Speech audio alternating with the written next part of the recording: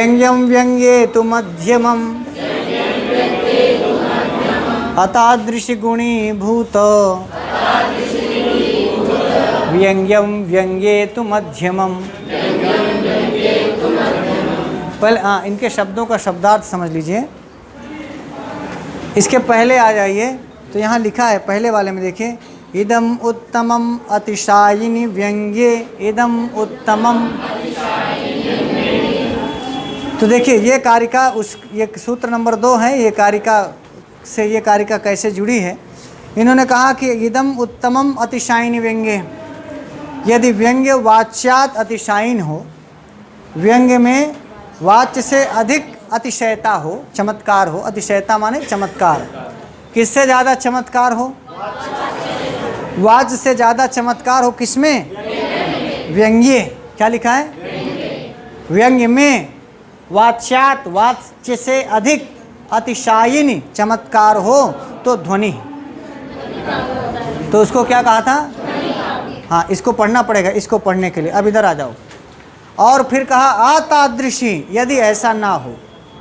तादृशी माने वैसा होने पर, तादृशी माने, और अतादृशी माने वैसा ना होने पर।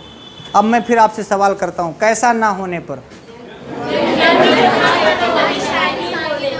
वाच्य से अधिक, व्यंग्य में अधिक चमत्कार ना होने पर। बात समझ में आ गई? इसलिए फिर से आपको ध्वनि काव्य को याद दिलाता हूँ। वाच्यात वाच्य से अधिक, व्यंग्य व्यंग्य में अतिशायिनी, तब तो ध्वनि ही बुधई कथिता, उसी को ध्वनि कहा, उसी को उत्तम काव्य कहा। ठीक है, वही व्यंग्य काव्य है, वही उत्तम काव्य है, वही ध्वनि काव्य है। अब वहाँ से यहाँ आ रहे हैं तो उन्होंने कहा कि जो मैंने पहले कहा, यदि ऐसा ना हो, तादृशी माने वैसा होने पर, और अतादृशी माने वैसा ना होने पर। कैसा ना होने पर? वाच्य से अधिक, व्यंग्य में चमत्कार ना होने पर तो गुणीभूतम। आगे कारिका भी देखते रहिएगा। लिखा है अतादृश के बाद, यदि अतादृश वैसा नहीं है तो क्या है? गुणीभूत व्यंग्य काव्य। क्या है? अच्छा, अतादृशी क्या? व्यंग्य। व्यंग्य में वैसा चमत्कार ना होने पर। देखिए वहाँ ध्वनि काव्य में किस में चमत्कार था? किससे ज़्यादा? तो कहा व्यंग्य अतादृशी, व्यंग्य में यदि उस प्रकार का चमत्कार नहीं है जैसा चमत्कार को हम उत्तम काव्य कहते हैं, तो वो गुणीभूत व्यंग्यम, और वही है मध्यमम। हर शब्द का शब्दार्थ पहुंच गया आपके पास? कोई परिभाषा नहीं बताई, पहली वाली परिभाषा से इसको बता दिया। यही ना किया चंदन जी? बस इसमें कौन परिभाषा है? यहाँ तो बस गुणीभूत व्यंग्यम, ये तो नाम ही है। और गुणीभूत व्यंग्य को मध्यम काव्य कहते हैं, ये भी नाम है ना। और व्यंग्य व्यंग्य में अतादृशी, यही लिखा है। व्यंग्य में वैसा ना होने पर। अब यदि आप पहला वाला नहीं जानते हैं तो व्यंग्य में वैसा ना होने पर मध्यम काव्य होता है, मतलब क्या? आप बताइए। इस पूरी कारिका का यदि अर्थ बताएं तो इसका अर्थ यही ना हुआ कि व्यंग्य में वैसा ना होने पर गुणीभूत व्यंग्य यानी मध्यम। ले अब वैसा ना होने पर आप जानते नहीं, वैसा कैसा ना होने पर। इसका मतलब कि जो पहली वाली कारिका है, आप समझ रहे हैं ना, जो पहली वाली कारिका है वही उत्तम काव्य की है और वही मध्यम काव्य का लक्षण है। तादृशी उत्तमम काव्यम और अतादृशी मध्यमम काव्यम। वैसा होने पर उत्तम काव्य, वैसा ना होने पर मध्यम। कैसा होने पर? वाच्यात व्यंग्य अतिशायिनी होने पर उत्तम काव्य, और वाच्यात व्यंग्य अतिशायिनी ना होने पर मध्यम। राइट हो गया? समझ में आ गया? और ये इससे पूरे लक्षण में हमें अतादृशी को समझना था, गुणीभूत व्यंग्यम को और व्यंग्य को और मध्यमम को भी। अब देखा नीचे मम्मट ने लिखा अतादृशी का मतलब क्या है? What is the meaning of अतादृशी? क्या अर्थ है अतादृशी का? तो कहा वाच्यात अनतिशायिनी। क्या कहा? पूरी परिभाषा अतादृशी में टिकी हुई है। पूरी परिभाषा किसमें है? तो वाच्यात अतिशायिनी व्यंग्ये उत्तमम, पीछे पीछे देख लेना, वाच्यात अतिशायिनी व्यंग्ये तो उत्तमम ध्वनि, और यहाँ लिखा है वाच्यात अनतिशायिनी, वाच्यात, वाच्यात के ता को दा होगा, दा में आ है ना, तो अतिशायिनी क्या था, अतिशय चमत्कार हो रहा था, वाच्य से अधिक चमत्कार जन्य जो था वो क्या था, और जो वाच्य से अनतिशायी है, वाच्य से कम है, अर्थात जहाँ पर व्यंग्य वाच्य से कम चमत्कार जनक हो तो इसका मतलब वाच्य ज़्यादा चमत्कार जनक हो। समझ में यही ना हुआ, यानी जहाँ पर व्यंग्य गौण हो जाता हो, जहाँ व्यंग्य अप्रधान हो जाता हो, जहाँ व्यंग्य गुणीभूत हो जाता हो, वही है गुणीभूत व्यंग्य। नाम का अर्थ क्या है? गुणीभूत व्यंग्य माने क्या? अगुणीभूत माने जहाँ गौण हो जाए, जहाँ व्यंग्य गुणीभूत हो जाए, अप्रधान हो जाए, गौण हो जाए, वही तो है गुणीभूत व्यंग्य। तो कहा अतादृश गुणीभूत व्यंग्यम व्यंग्ये तु मध्यमम, अतादृश गुणीभूत। अब अतादृशी माने वैसा ना होने पर, कैसा ना होने पर? वाच्यात अनतिशायिनी, वाच्य से अधिक चमत्कार ना, अनतिशायी देख लेना, अतिशायी नहीं है ये, अनतिशायी। अतिशायी माने अतिशय चमत्कार होने पर, और अनतिशायी माने किससे? वाच्य। तो क्या कहेंगे उसको? गुणीभूत। गुणीभूत का मतलब मध्यम काव्य, और गुणीभूत का मतलब होता है अप्रधान या गौण, जहाँ पर व्यंग्य गौण हो जाए और वाच्य चमत्कार जन्य हो जाए, यही अर्थ आया ना। जहाँ पर व्यंग्य क्या हो जाए? गुणीभूत हो जाए, अप्रधान हो जाए, गौण हो जाए। तो जब व्यंग्य गौण हो जाएगा तो फिर कौन उठ के सामने आएगा? और वाच्य से अधिक यदि व्यंग्य चमत्कार जन्य हो जाए तो उत्तम काव्य होगा, ध्वनि काव्य होगा। और जहाँ वाच्य, देखिए यहाँ पर ये नहीं कहा कि व्यंग्य रहेगा ही नहीं, व्यंग्य और व्यंग्यार्थ और वाच्यार्थ दोनों रहेगा। व्यंग्यार्थ और वाच्यार्थ तो उत्तम काव्य में भी है, लेकिन वहाँ वाच्यार्थ गौण है और व्यंग्यार्थ प्रधान है, और यहाँ व्यंग्य गौण है और वाच्य प्रधान है, इसीलिए मध्यम है। इसीलिए ये गुणीभूत व्यंग्य है, इसीलिए मध्यम काव्य है, और ये इसीलिए उत्तम है क्योंकि यहाँ व्यंग्य की प्रधानता है, यहाँ व्यंग्य की गौणता है। वहाँ वाच्य की गौणता है, यहाँ वाच्य की प्रधानता है। समझ में आ गई बात?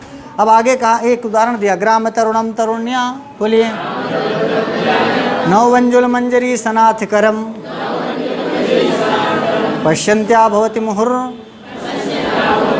नितराम मलिना मुखच्छाया, ग्राम तरुणम तरुण्या। हाँ, तरुण माने युवा, आप समझ रहे हैं ना? हाँ, तरुण माने, और ग्राम तरुण माने गांव का युवा, गबरू जवान। और तरुण्या भी अर्थ समझ में आ रहा होगा, तरुणी का तृतीय एक वचन है। आप बड़ा मुस्कुरा रहे हैं, क्या बात? अच्छा, आप ही हैं क्या नवमंजुल मंजरी सनाथ करम वाले? तो ग्राम तरुणम यहाँ लिखा, ग्राम तरुणम माने गांव का युवक, तरुण्या नववंजुल मंजरी सनाथ करम, बोले नई नई मंजरी को अपने कर माने हाथ में लिया हुआ था। पश्यन्त्या भवति मुहुः, मुहुः माने बार बार, पश्यन्त्या माने देखती हुई, भवति माने होती है, नितराम मलिना मुख छाया, नितराम माने बहुत अधिक मलिन हो जाती है उसके मुख की छाया। ये तो सामान्य इसका अर्थ है जो मैं आपसे कह रहा था। तो इसमें एक व्यंग्य है जो गौण है और एक वाच्य है जो प्रधान है। क्योंकि वाच्य अधिक चमत्कार जन्य है, इसीलिए ये उदाहरण किसका दिया गया? गुणीभूत। अच्छा, व्यंग्य इसमें यह बताया, आप व्यंग्य इसको समझ पा रहे होंगे। मैं इसका अर्थ आपको एक बार फिर से बता दूं कि कोई गांव का युवक है, गांव का, ये सब हम लोग गांव के ही हैं, तो आप कोई ऐसा गांव का युवक है जो बड़ा ही सुंदर है, स्मार्ट है, और किसी लड़की को उसने संदेश दिया अपनी गर्लफ्रेंड को। भाई साहब वेद प्रकाश जी, आप ध्यान से सुनिएगा कि हम आज हम लोग बगीचा में मिलेंगे। अब बगीचा में आना ज़रूर, 12-1 बजे उसका भी आमा था, वो ताकने आती थी, आमा इनका भी था, ताकने आते थे। वो किन्हीं कारणों से उसके फूफा जी आ गए, वो बेचारी नहीं आ पाई। क्या हुआ? नहीं आ पाई। 12 बजे मिलना था, आ नहीं पाई। ये 3-4 बजे तक वेट किए। 4 बजे जो है ये अपनी आमा की टेरी तोड़ लिए। टेरी समझते हैं? आमा की एक छोटी सी डाल, और इनका जो घर था ना, उसी के घर के सामने से होके गुजरता था, उसकी गली से होकर के। तो बेचारी बाहर चबूतरे में झाड़ू लगाने के लिए 4-5 बजे जैसे गांव में फिर से झाड़ू लगता है, तो झाड़ू लगाने के लिए बाहर अपना निकली हुई थी।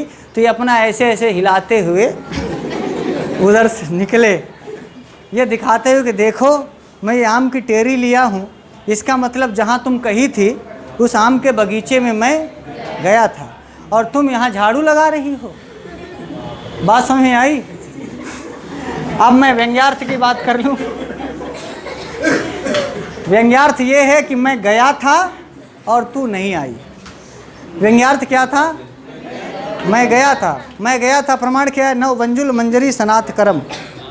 ग्राम तरुणम का विशेषण है नव वंजुल मंजरी सनाथ करम, मैं गया था और तू नहीं आई। ये तो व्यंग्य है, पर इससे ज़्यादा नीचे वाला प्रभावी हो गया। अर्थ क्या कि जब उसने देखा कि भाई ये तो, अरे बाप रे, ये तो वहाँ गया था, तो नीचे लिखा है नितराम मलिना मुख छाया। उसके मुख की छाया, उसकी कांति, उसके चेहरा का पूरा हाव भाव उतर गया कि हाय राम, किसी तरह से तो 1 महीने में इससे डेट लिए थे, इतने दिनों बाद तो मिलने की डेट फिक्स हुई थी, अब न जाने कब होगा। यह सोच करके वो क्या हो गई, उसके मुख की कांति मलिन हो गई, माने चेहरा उतर गया, उदास हो गया। बाकी वेद प्रकाश जी ज़्यादा अच्छे से बता पाएंगे।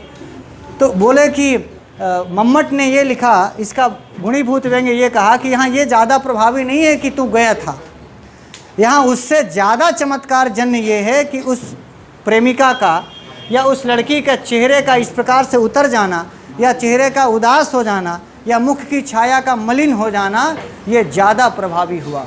क्या हुआ? हाँ, इसी चल गया।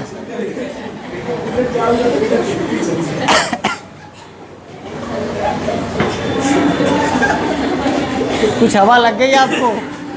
हवा लगी? और हम तो ऐसे हैं कि यहाँ तो इसकी घर में हवा निकलती होगी। अब देखना, नीचे देखना, अत्र वंजुल लता गृहे दत्त संकेता ना आगता इति व्यंग्यम। लिखा है अत्र माने यहाँ, वंजुल लता गृहे, जिस लता गृह में या जिस बाग बगीचे में दत्त संकेता, संकेत दिया गया था कि वहाँ मिलेंगे, वो ना आगता, वो नहीं आ पाई, इति व्यंग्यम, ये व्यंग्य है। और ये व्यंग्यम गुणीभूतम, ये व्यंग्य क्या हुआ? गौण हो गया। वो दत्त संकेत पर दिए गए स्थान का जो संकेत था कि फलाने जगह मिलेंगे, वहाँ पर नहीं आ पाई। मम्मट ने डिफाइन किया कि ये व्यंग्य है। लेकिन इस व्यंग्य से ज़्यादा, तदपेक्षया, उसकी अपेक्षा, वाच्य से व चमत्कारित्वात्, उसकी अपेक्षा वाच्य में ज़्यादा चमत्कारिता है। वाच्य की चमत्कारिता ये है कि अर्थात उसके मुख की छाया वो उदास हो गई। वो उदास इस बात पर हो गई कि अब पता नहीं दोबारा मिलना होगा कि नहीं होगा।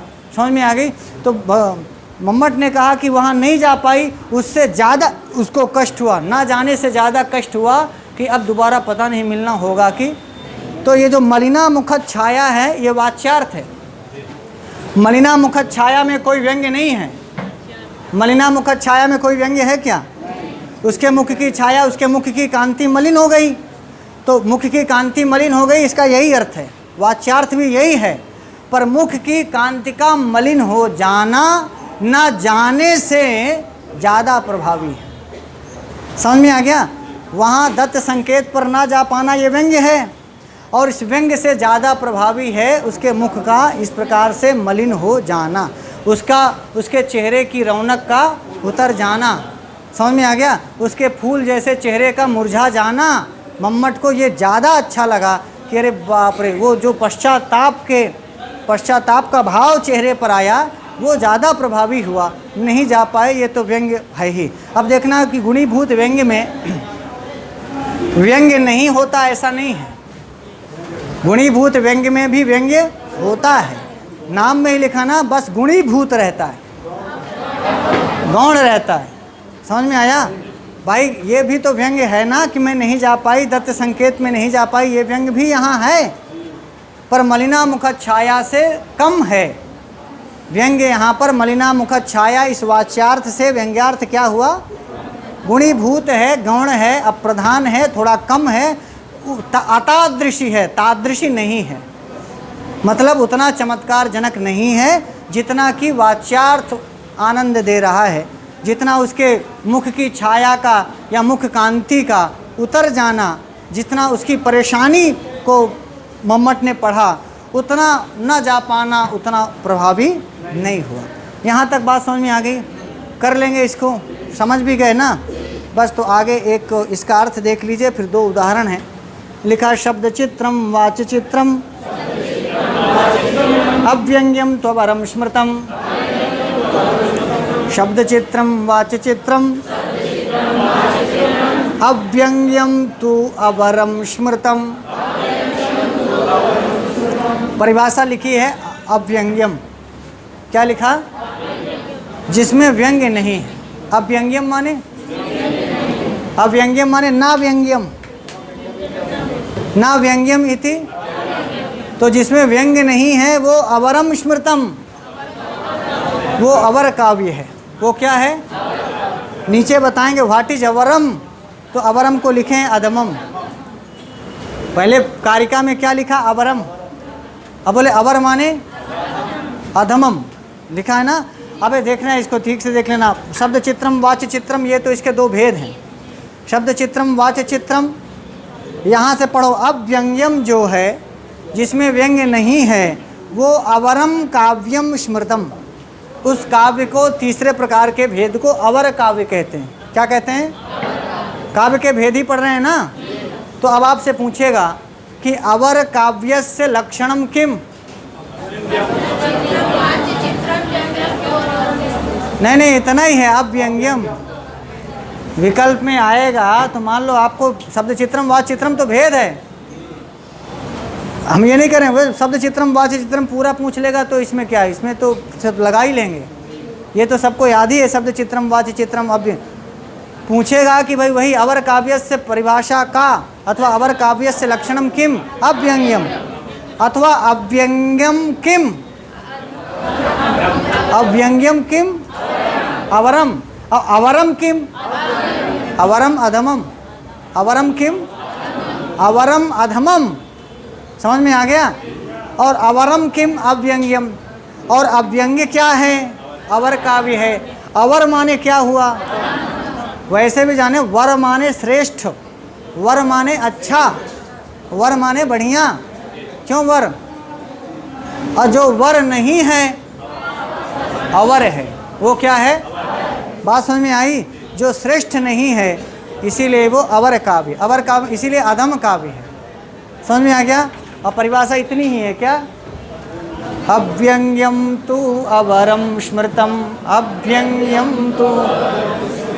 और वो अव्यंग्यम कभी शब्द चित्रम तो कभी वाच्य चित्रम।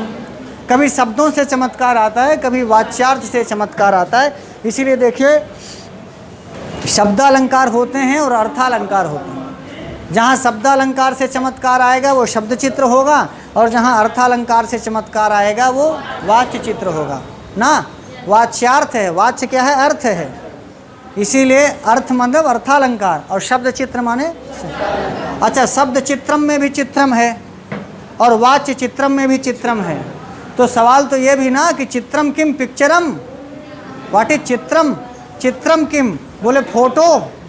चित्रम माने फोटो का नहीं, चित्रम इति गुणालंकार युक्तम। What is चित्रम? चित्र क्या है? मम्मट लिख रहे हैं कि जो हम शब्द चित्रम में चित्र कह रहे हैं, जो वाच्य चित्रम में चित्र कह रहे हैं, उस चित्रम माने क्या? चित्र माने हम लोग क्या समझते हैं? फोटो। तो कहीं ऐसा ना हो जाए कि हम लोग फोटो कहें कि शब्द की फोटो और अर्थ की फोटो। तो मम्मट ने इसका अर्थ किया कि व्हाट इज चित्रम? तो कहा गुणालंकार युक्तम। क्या कहा? ध्यान से सुन लेना, डिग्री कॉलेज में भी और आपके प्रवक्ता में हो सकता है इंटरव्यू में पूछ लें। और यदि आप चित्रम माने बता ले गए, इंटरव्यू वाले ऐसे पूछते हैं कि बेटा बताओ शब्द चित्रम वाच्य चित्रम में चित्रम क्या है, तो तुरंत कह देना चित्रम इज गुणालंकार युक्तम। गुण और अलंकार से जो युक्त हो वो है चित्रम। गुण और अलंकार से जो युक्त हो। समझ में आ गया? काव्य लक्षण पढ़ना। तददोषौ शब्दार्थौ सगुणावनलंकृति। तो ये सगुणों में गुण है और अनलंकृति में अलंकार है। इसीलिए शब्द चित्र में शब्दालंकार है और वाच्य चित्र में अर्थालंकार है। गुण और अलंकार से जो काव्य युक्त हो लेकिन व्यंग्य ना हो, अव्यंग्यम। लेकिन व्यंग्य व्यंग्य हो तब तो उत्तम काव्य, अव्यंग्य गौण हो जाए तो मध्यम काव्य, अव्यंग्य होइबे ना करे। राइट है। सारा जो काव्य भेद है वो किस पर टिका है? व्यंग्य पर। व्यंग्य अधिक चमत्कारजनक है, उत्तम काव्य या ध्वनि काव्य। व्यंग्य गौण है, व्यंग्य गौण होगा तो वाच्य चमत्कारजनक होगा। कौन सा काव्य? गुणीभूत काव्य या व्यंग्य है ही नहीं है, यही तो है अव्यंग्यम अवरम। अव्यंग्यम तु अवरम स्मृतम, अव्यंग्य को तो अवर काव्य याद किया जाता है, कहा जाता है। कर लेंगे इसको, अव्यंग्यम अवरम स्मृतम, कोई दिक्कत? और वो अव्यंग्यम जो अवरम काव्यम, वो कभी शब्द चित्रम तो कभी वाच्य चित्रम, कभी शब्द चित्रम तो कभी चित्रम किम गुणालंकार, चित्रम किम। हाँ, ऐसा नहीं करना कि शब्द चित्रम माने शब्द की फोटो खींच लिया, वाच्य चित्रम माने वाच्य की फोटो ले लिया। नहीं नहीं, चित्रम का अर्थ बताया। चित्रम का अर्थ क्या बताया? अब बोले यार यह बता दो अव्यंग्यम माने किम, तो मम्मट ने लिखा अव्यंग्यम इति स्फुट प्रतीयमान रहितम। स्फुट प्रतीयमान, स्पष्ट रूप से जिसकी प्रतीति ना हो, रहितम माने जो रहित हो। देखिए ऐसा भी हो सकता है कि किसी शब्द चित्र में या वाच्य चित्र में थोड़ा व्यंग्य दिखाई पड़ जाए, बोले कहीं हो लेकिन स्पष्ट रूप से व्यंग्य खिल के सामने ना आए, वो है अव्यंग्यम। अव्यंग्यम का मतलब ये नहीं हो कि सर्वथा व्यंग्य रहितम, सर्वथा व्यंग्य रहितम अव्यंग्यम ना, स्फुट प्रतीयमान रहितम अव्यंग्यम माने। हाँ, और ये सब इंटरव्यू के सवाल हैं अथवा परीक्षाओं में पूछे जाने वाले भी सवाल हैं। सवाल पूछ लेगा शब्द चित्रम वाच्य चित्रम अव्यंग्यम तो वरम स्मृतम में अव्यंग्यम से मम्मट ने क्या अर्थ किया है? तो स्फुट प्रतीयमान रहितम, अथवा मम्मट के काव्य प्रकाश में स्फुट प्रतीयमान रहितम इति किम, अधमम किम, अवरम किम, चित्रम किम, अगुणालंकार युक्तम इति कस्य अर्थः। ये चित्र का अर्थ है। कर लेंगे, चाहे इधर से कान ऐसे भी पकड़ा जा सकता है, ऐसे भी पकड़ा जा सकता है। तो ये नहीं कहना कि हाय राम बड़ा जो है ना घुमाए के सवाल पूछ लिए, तो तुम घूम के पढ़े काहे नहीं जी। मेरे ख्याल से आपको समझ में आ गया होगा कि चित्रम है गुणालंकार युक्तम, और अव्यंग्यम है स्फुट प्रतीयमान रहितम, और अवरम है अधमम। तो एक तरह से उत्तम काव्य, मध्यम काव्य और अधम काव्य, ऐसा भी लोग कहते हैं। अथवा ध्वनि काव्य, गुणीभूत व्यंग्य काव्य और अवर काव्य, ऐसा भी लोग कहते हैं। अवर काव्य को भी द्विधा विभाजन किया, एक शब्द चित्र के रूप में और एक, इसीलिए आपने देखा कि ध्वनि काव्य का उदाहरण एक श्लोक में है, मध्यम काव्य का भी उदाहरण एक श्लोक में है, और इसका एक उदाहरण शब्द चित्र का है और एक उदाहरण वाच्य चित्र का है। तो इसको देखें, स्वच्छंदोच्छल दक्ष कच्छ कुहरच्छाते तराम्बुच्छटा मूर्छन मोह महर्षि हर्ष विहित स्नाना निकानाय वह विद्यादुद्युदार दर्दुर्दरी दीर्घा दरिद्र द्रुम द्रोहो द्रेक महोर मेद्रु मदा मंदाकिनी मंदतम। और इसमें देखिए स्वच्छंदोच्छल दक्ष कच्छ कच्छ दक्ष कच्छ दक्ष कच्छ, सब में चकार छकार से अनुप्रास अलंकार है। नीचे मूर्छन मोह महर्षि हर्ष, इन सब में मकार है और शकार है। देखो मूर्छन, मोह, महर्षि, हर्ष, तो आप मकार देख पाएंगे, हकार देख पाएंगे, शकार देख पाएंगे, इनसे भी अनुप्रास अलंकार है। विद्या दुद्युदार दर्दुर्दरी दीर्घा दरिद्र द्रुमम, इसमें दकार से अनुप्रास अलंकार है। द्रोहो देक महेर में द्रुमदा मंदाकिनी मंदताम, यहाँ भी मकार है। सब शब्दों का खेल है। कैसा खेल है? शब्द चित्र का। बस एक मिनट, समझ में आ गया? अर्थ नीचे लिखा है, मंदाकिनी बह रही हैं जहाँ महर्षि स्नान कर रहे हैं, जहाँ मेढक टर टर बोल रहे हैं, बहुत आनंदित होकर ऋषिगण। विनिर्गतम मानदमात्म मंदिरात भवत्युपश्रुत्य यदृच्छयापि यसन ससंभ्रमेद्र द्रुतपातितार्गला निमीलिताक्षी भियामरावत। ये श्लोक है अर्थालंकार का, इसमें है उत्प्रेक्षा अलंकार। यहाँ नीचे वाली लाइन में देखा, निमीलित अक्षी इव, बंद कर ली है आंखें किसने, भिया माने मारे डर के अमरावत। अब इसका अर्थ यहाँ पर देखना, एक हयग्रीव नाम का राक्षस जो स्वच्छंद पूर्वक विचरण करने के लिए अपने महल से निकला और ये सूचना इंद्र को प्राप्त हो गई, तो इंद्र मारे डर के अपने अमरावती का जो मेन गेट था उसको गिरा करके क्या उसमें अर्गला लगा दिए, कुंडी लगा दिए, मारे डर के। तो यहाँ पर कवि लिखता है कि निमीलित अक्षी इव, जब अमरावती का गेट खुला था तो मानो उसकी आंखें खुली थी। और अमरावती माने इंद्र की पुरी, और वो इंद्र की पुरी का मेन गेट बंद होने का मतलब अमरावती ने आंखें बंद कर ली। और आदमी आंखें बंद कब करता है? ये काहे आंखें बंद कर रहे थे? ये डर रहे थे कि कहीं हमारे आंख में कुछ लग ना जाए। तो आदमी जब भयभीत होता है, डरता है, तो क्या करता है? आंखें बंद करता है। सबसे पहली बार क्या करता है? आंखें बंद करता है। तो मानो अमरावती पुरी उस राक्षस के डर से, मानो, ध्यान में रखना, मानो वो आंखें बंद कर ली हो। अब यहाँ पर हयग्रीव का आना, इंद्र का डरना और अमरावती का ये गेट बंद करना, मानो अमरावती मारे डर के आंखें बंद कर ली हैं। इस वाच्यार्थ, यह वाच्यार्थ की प्रधानता है। माने पूरा काव्य, ये काव्य में काव्य तो क्यों है? क्योंकि काव्य में गुण है और अलंकार है। और ऊपर वाला स्वच्छंदोच्छल दक्ष कच्छ कुहूर्त क्यों काव्य है? क्योंकि काव्य की परिभाषा है ना कि सगुणों और अनलंकृति भी तो है। तो स्वच्छंदोच्छल दक्ष कच्छ कुहूर्त में क्या शब्द नहीं है क्या? अर्थ नहीं है क्या? गुण नहीं है क्या? अलंकार नहीं है क्या? है।